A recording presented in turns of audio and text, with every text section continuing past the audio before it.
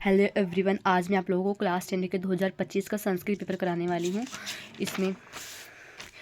इसमें ये दिया है गद्यांश, और इसको देख करके हमें इन दोनों का उत्तर देना है कि उक्त गद्यांश शीर्षक अस्ति। तो ये उद्भिज परिषद से लिया गया है, यह गद्यांश उद्भिज परिषद से लिया गया। और मनुष्यराम केलसा वृत्ति निर्वासाना, तो इसकी हिंसा वृत्ति यहाँ पे दिया ना, मनुष्यराम हिंसा वृत्ति निर्वसाना।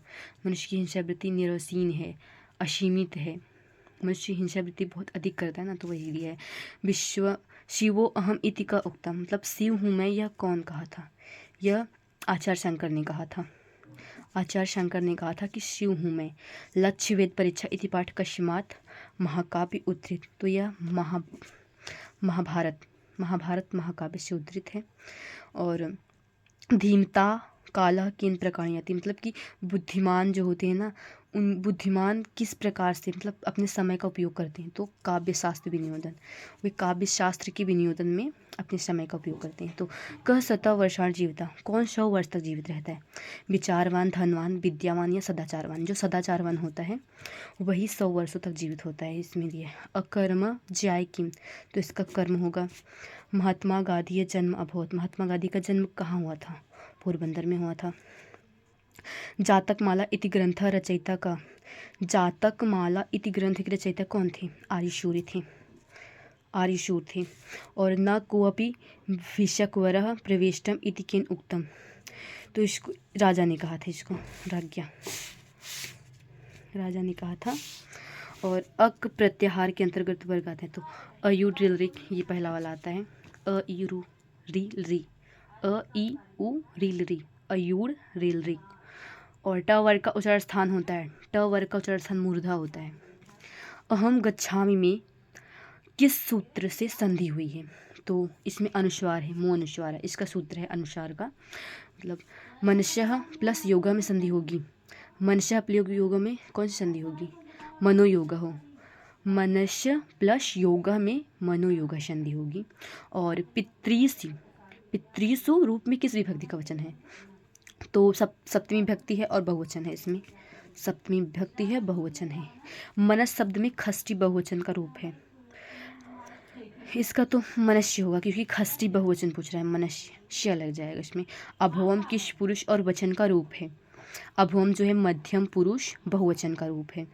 ददति रूप किस लकार का है? लट लकार का है, ददति। इसमें प्रत्येकम में समास होता है, प्रतिधन एकम, तो अव्ययी भाव समास होगा। जितेंद्रिया में समास विग्रह क्या होगा? तो इसका होगा जितान इंद्रियाण येंश, मतलब जिसने इंद्रिया जीत ली, मतलब तीसरे की बात हो रही है ना, तो इसमें बहुब्रीहि समास होगा।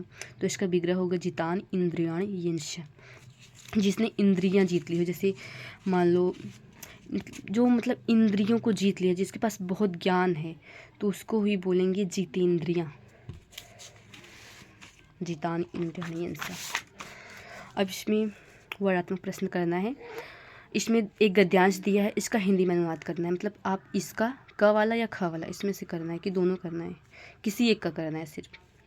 तो रविंद्र से प्राथमिक, मतलब रविंद्र ने अपनी प्राथमिक शिक्षा घर पर ही की थी, और जो अपनी शिक्षा थी उन्होंने बांग्ला भाषा में प्रारंभ की थी।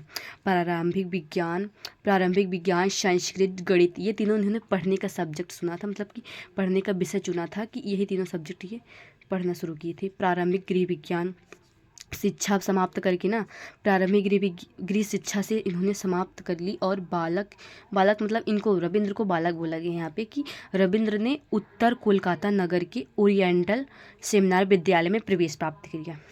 मतलब जो उन्होंने अपने घर की शिक्षा समाप्त कर ली, तो ये इस विद्यालय में जो है प्रवेश प्राप्त कर लिए। फिर उसके बाद ये नॉर्मल विद्यालय में गए। कुत्रापि मन, मतलब वहाँ भी उनका मन नहीं लगा। और इसमें दूसरा अनुवाद दिया है, त्रेता युग में राम जो त्रेता युग में थे राम थे, त्रेता युग में राम थे, और द्वापर युग में तो कृष्ण थे। तो त्रेता युग में राम ने धनुष धारण करके विपथ मतलब कुमार्ग पे जाने वाले राक्षसों का संहार करके वर्णाश्रम व्यवस्था की रक्षा की थी। द्वापर युग में कृष्ण भगवान ने क्या किया था? धर्म द्वयशीन, मतलब कि धर्म का उल्लंघन करने वाले, जो धर्म का उल्लंघन करते थे, उनकी नीति, मतलब खराब राजा या बुरे राजाओं का दुष्ट राजाओं का उद्घाट्य मतलब उखाड़ करके, धर्म की रक्षा मतलब कि उनको नष्ट करके, उनको मार करके, तो उनको नष्ट करके ना धर्म की रक्षा की थी। सहसा स्थिति मतलब जब वही स्थिति यहाँ यदा कलव मतलब कलयुग बोलते हैं उसको, जब कलयुग में उत्पन्न तो ना नील लोहित भगवान शिव शंकर के रूप में प्रकट हुए। निम्नलिखित में एक का मतलब सारांश लिखना है। आप कवि कल गुरु कालिदास मतलब पहला चैप्टर का है, आप इसको ज़रूर पढ़िएगा।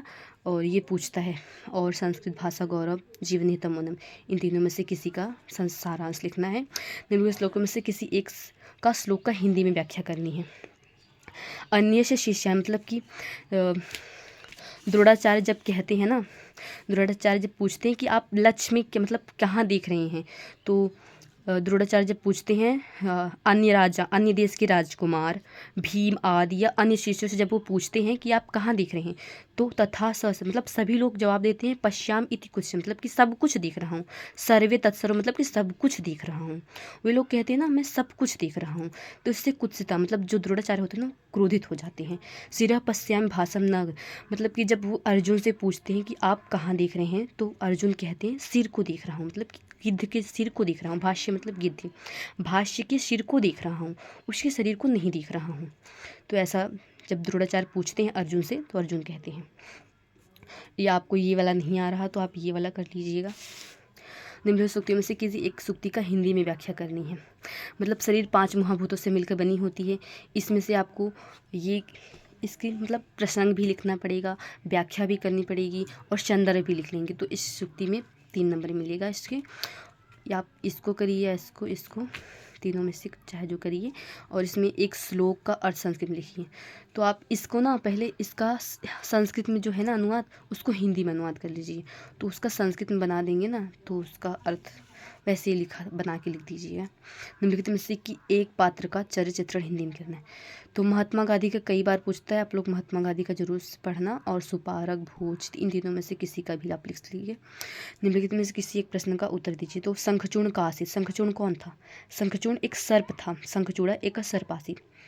सुमेधा कश्यतन्यासित, सुमेधा जो थी किसकी पुत्री थी? विनय की पुत्री थी। कथा सरित सागर की रचयिता कौन थी? सोमदेव थी क्या?